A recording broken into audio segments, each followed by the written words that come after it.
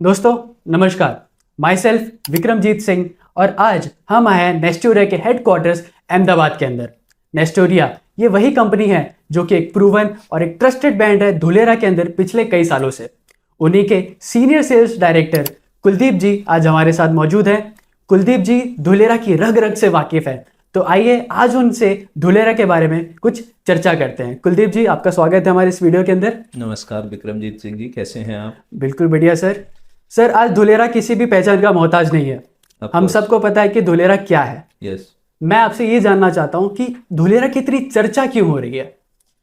देखिए, चर्चा होना तो लाजमी है बिकॉज बहुत सारे रीजन है।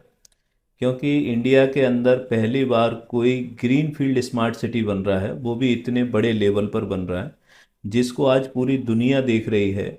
यहाँ पर आज की डेट में वो चीज़ें हो रही हैं जिनके बारे में कभी हमने सोचा नहीं था।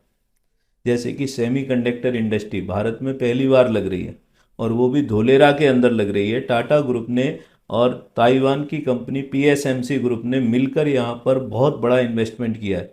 91,000 करोड़ रुपए का इन्वेस्टमेंट किया है, तो चर्चा होना तो लाजमी है। बहुत सारे कारण हैं, ये मैंने एक कारण आपको बताया। जी, जैसे हमारे देश भारत की काफ़ी बड़ी बड़ी शहर हैं, जैसे मुंबई, दिल्ली, बेंगलोर, हैदराबाद। यस। धुलेरा उन सब से अलग क्यों बनने जा रहा है? देखिए, शहर तो बहुत सारे हैं, लेकिन धोलेरा जो बन रहा है वो एक ग्लोबल कनेक्टेड बिजनेस हब के रूप में डेवलप हो रहा है। जैसे कि आपका दुबई है, मैं एक एग्जांपल लेता हूँ, सिंगापुर है। दुबई एक बिजनेस हब है। दुबई के अंदर आज की डेट में ऑल ओवर वर्ल्ड के लोग रहते हैं और वहाँ से बिजनेस करते हैं। क्यों? क्योंकि वहाँ पर बिजनेस करना बहुत इजी है। बहुत सारी टर्म्स कंडीशन, बहुत सारी सपोर्टिव पॉलिसीज, बहुत सारी चीज़ें ऐसी हैं, कनेक्टिविटी, इंफ्रास्ट्रक्चर। हम पूरे इंडिया के अंदर बैठ के जहाँ पर बिजनेस नहीं कर सकते, दुबई में बैठ के हम पूरे वर्ल्ड के अंदर बिजनेस कर सकते हैं। तो बहुत सारे कारण हैं।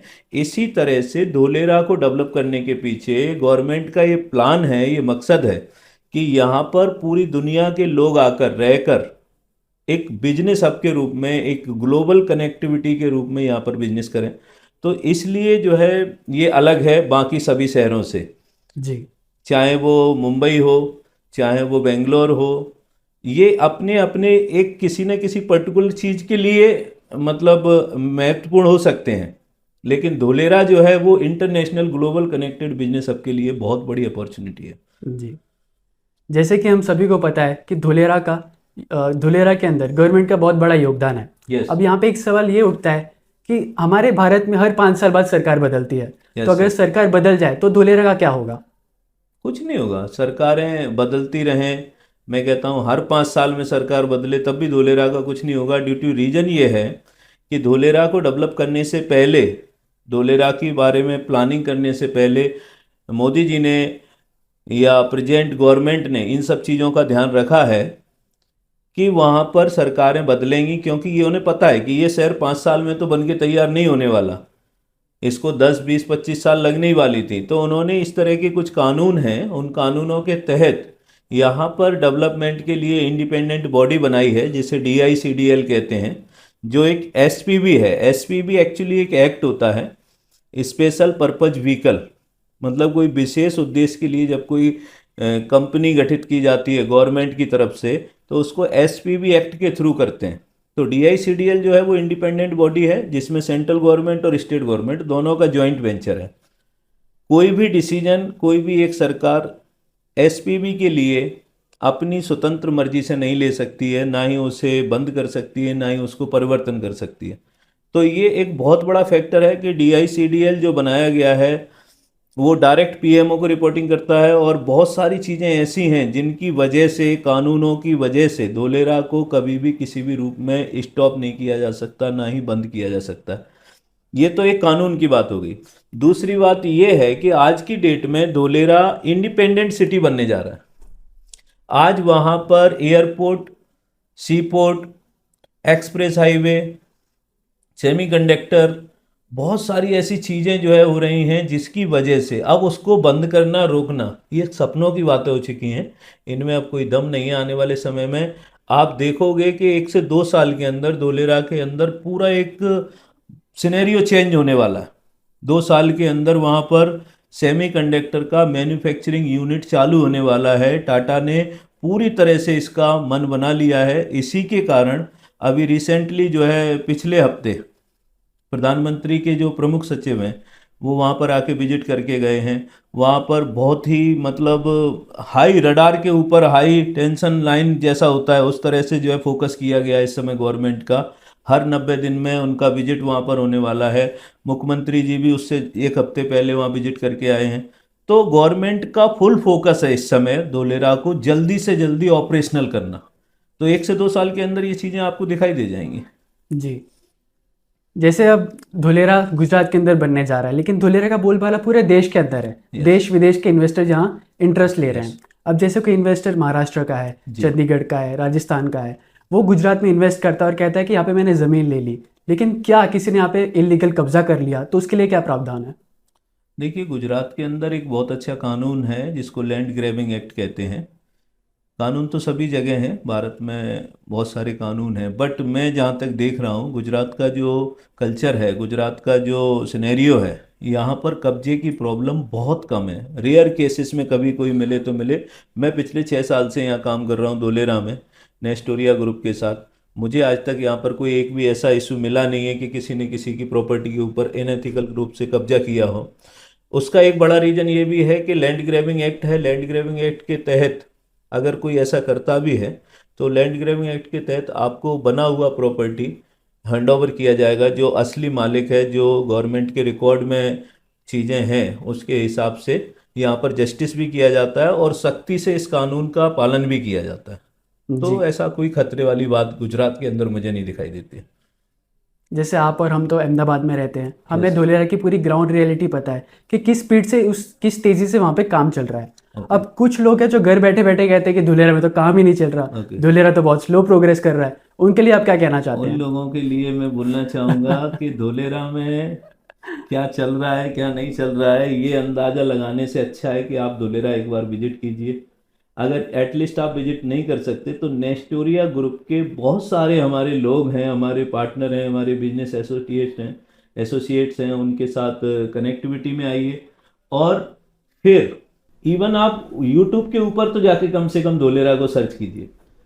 जब तक आप चीज़ों को अपनी आंखों से नहीं देखेंगे तब तक आपको यकीन नहीं होगा कि धोलेरा क्या है, कैसा है। और अगर आपको इन सब चीज़ों से भी सेटिस्फेक्शन नहीं मिलता है तो कुलदीप सोनी को आप सर्च कीजिए, कुलदीप सोनी से आके मिलिए। आपका धोलेरा के बारे में जो सोचने का नज़रिया है वो पूरा चेंज हो जाएगा। ये मेरा वादा है आपसे। काफ़ी सारे लोग 2025 को एक सुनहरा मौका कह रहे हैं धोलेरा के लिए। यस। इसके पीछे की क्या कहानी है?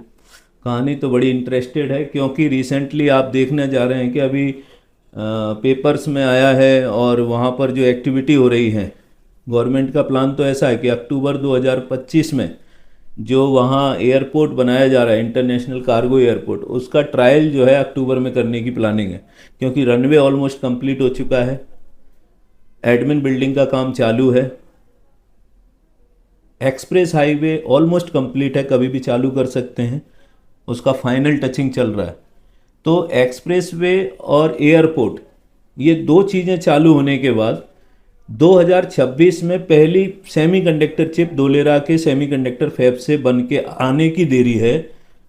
मतलब आप सोच नहीं सकते कि अभी जब मैं आया था, महत्वपूर्ण इसलिए और है कि जब हम लोग 2019-20 में धोलेरा मूव किए, ग्वालियर से हम लोग धोलेरा आके सेटल हुए, मैं ग्वालियर का बेसिकली रहने वाला हूँ।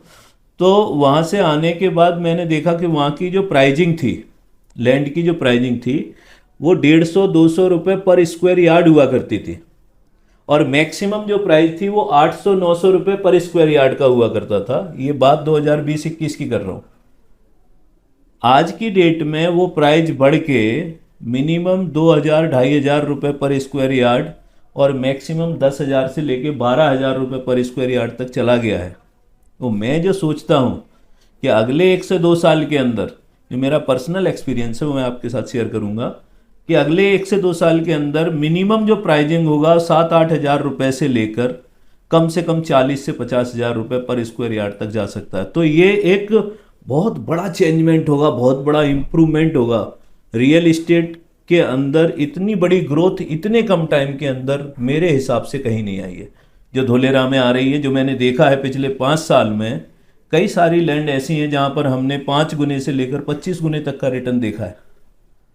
तो ये अपने आप में बहुत बड़ा एक चांस है, एक अपॉर्चुनिटी है। मैं केवल इस मुद्दे से नहीं कह रहा हूँ कि वहाँ पर केवल ज़मीनों के रेट बढ़ रहे हैं इसलिए आपको आना चाहिए, नहीं।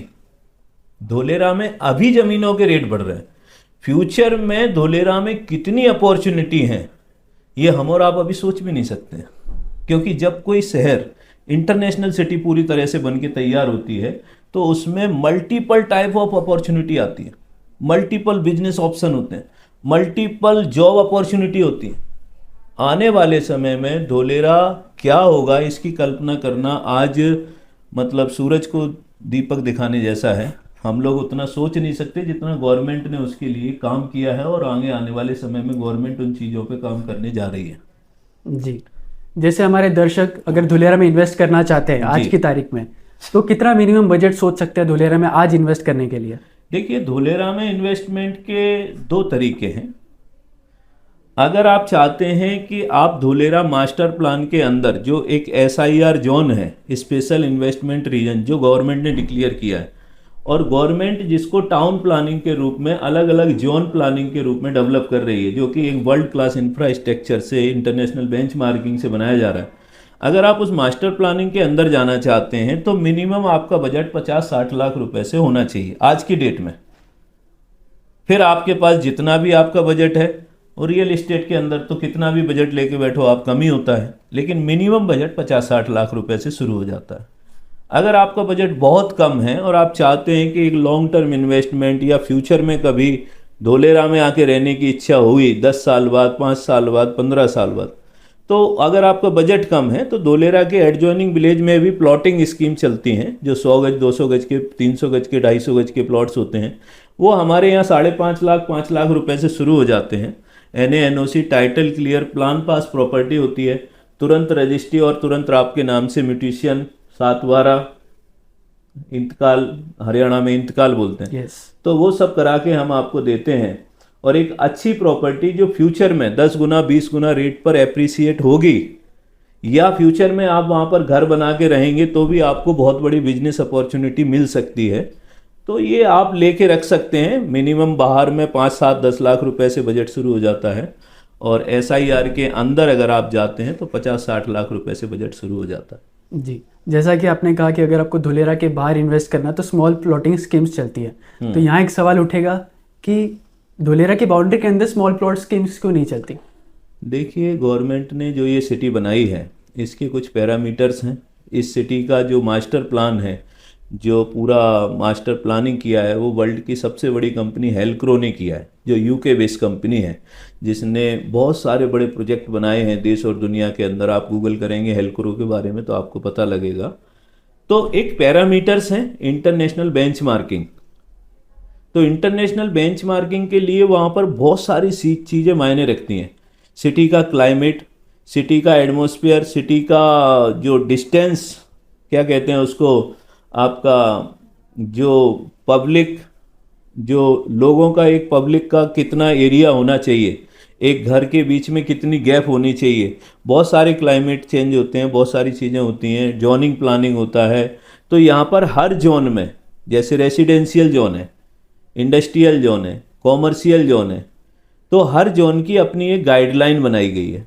इसी प्रकार से रेसिडेंशियल गाइडलाइन के अंदर, रेसिडेंशियल जोन की जो गाइडलाइन है उसके अंदर छोटे प्लॉट्स को वहाँ पर अलाउ नहीं किया गया है। विला बनाने के लिए मिनिमम वहाँ पर 200 मीटर कारपेट, यानी 240 गज कारपेट, और 350 गज के आसपास सुपर बिल्डअप एरिया बनता है।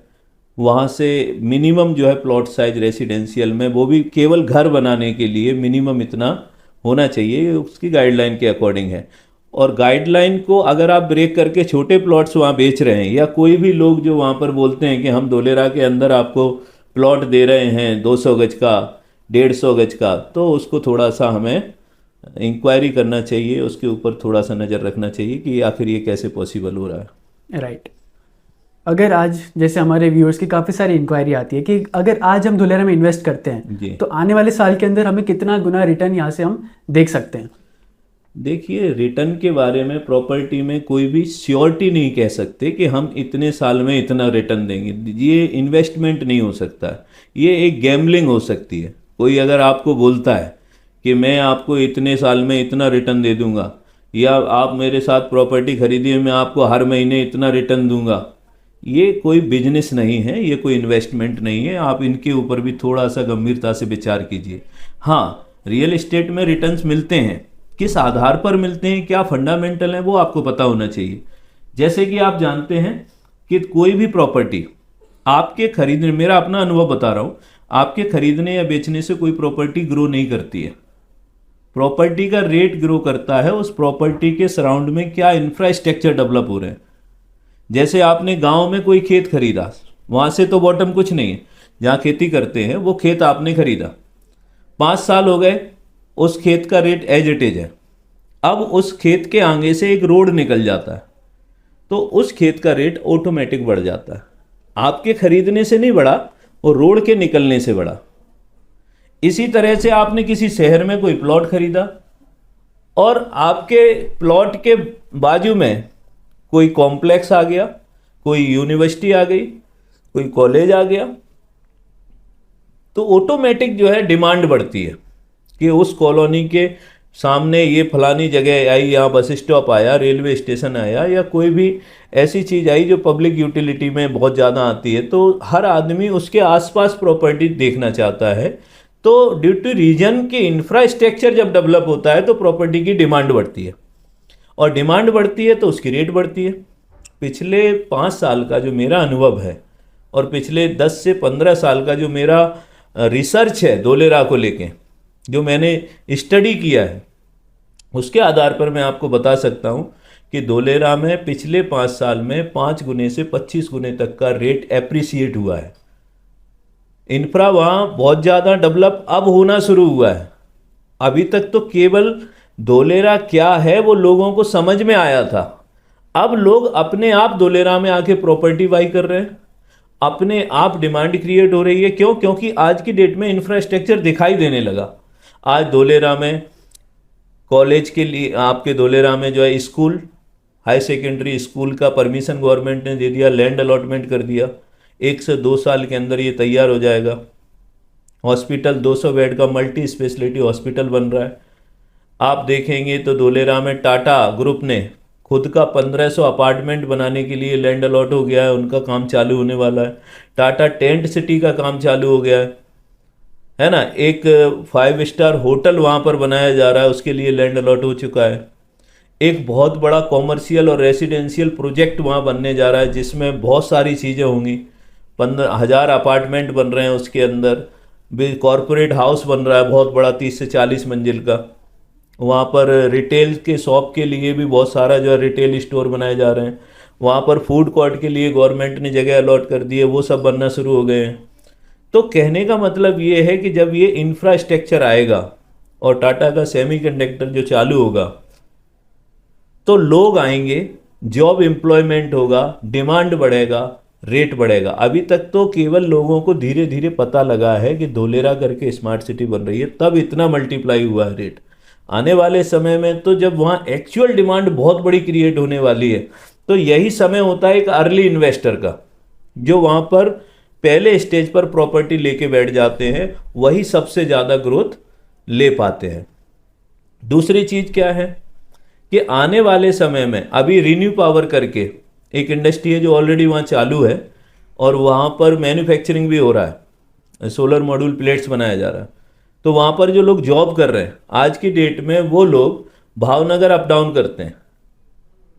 तो क्या वो लोग नहीं चाहेंगे कि धोलेरा में उनको रहने के लिए, उनके बच्चों के लिए स्कूल, उनकी मेडिकल केयर के लिए, रिक्रिएशन के लिए, खाना पीना, मार्केट, ये सब होना चाहिए? तो वो भी चाहते हैं। 500 से 700 लोग जो जॉब करते हैं आज की डेट में, वो भी वहाँ चाह रहे हैं। लेकिन वहाँ धीरे धीरे जो इंफ्रा डेवलप हो रहे हैं, तो इसके बाद तो डिमांड और बढ़ने वाली है। और आने वाले समय में मैं ये कह सकता हूँ कि 2 से 3 साल के अंदर ही वहाँ पर रेट का बहुत बड़ा एप्रिसिएशन आने वाला है।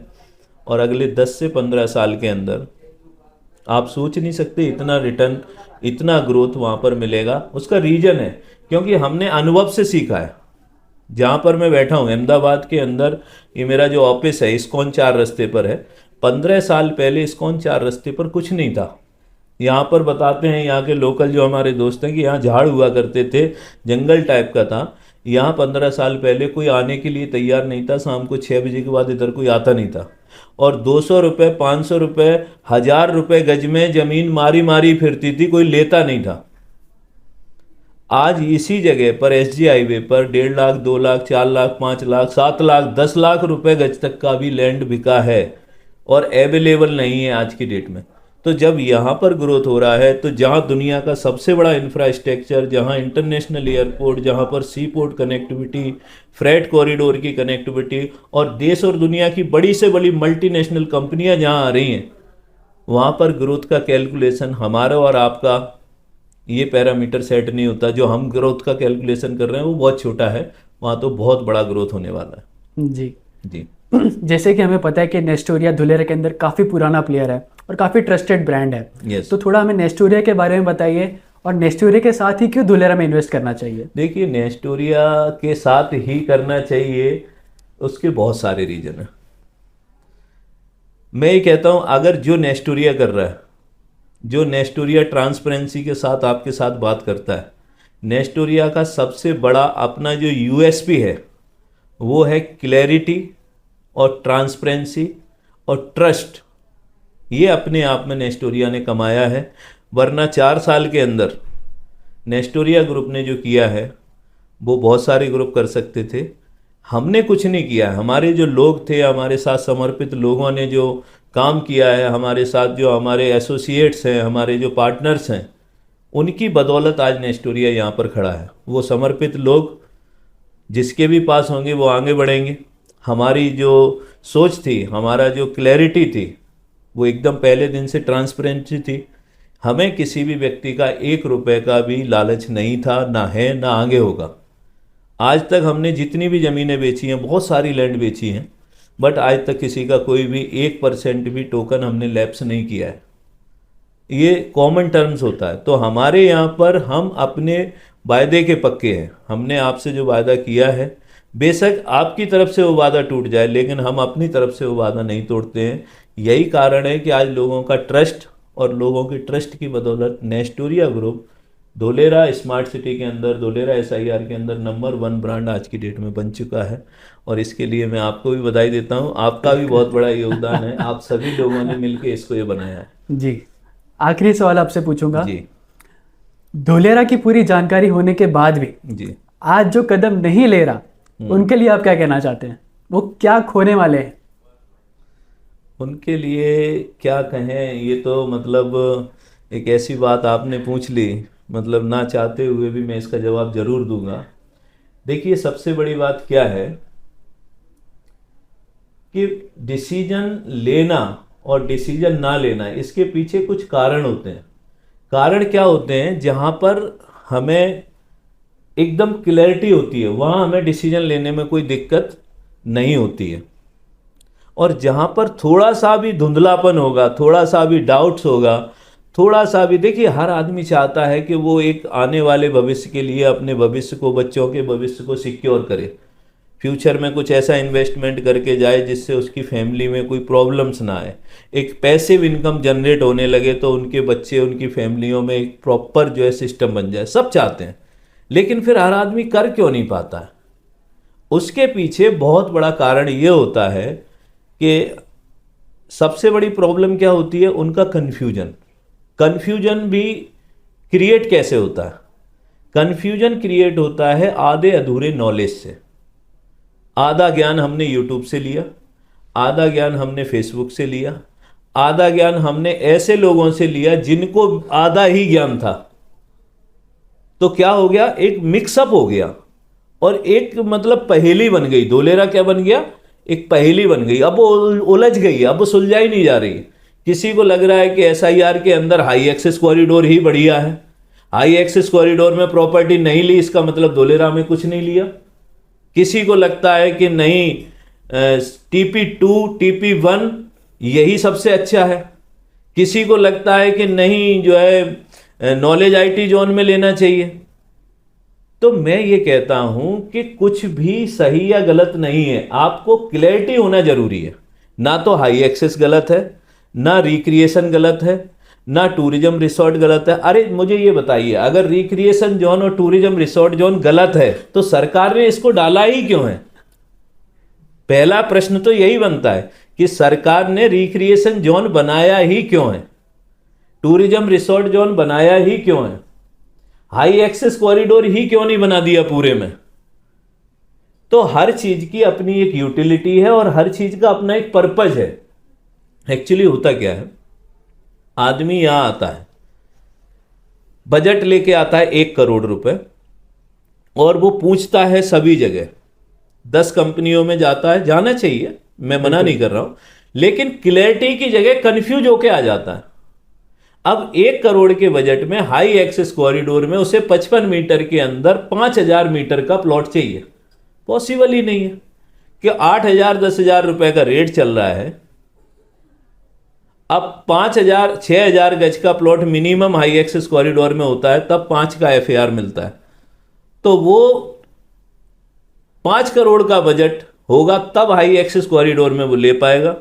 अच्छा, अब उसने हाई एक्सेस को समझ लिया तो रिक्रिएशन उसे गलत लगने लगता है, लेकिन हाई एक्सेस में उसका बजट अलाउ नहीं करता, तो दैट मीन्स वो क्या हो जाता है, करप्ट हो जाता है।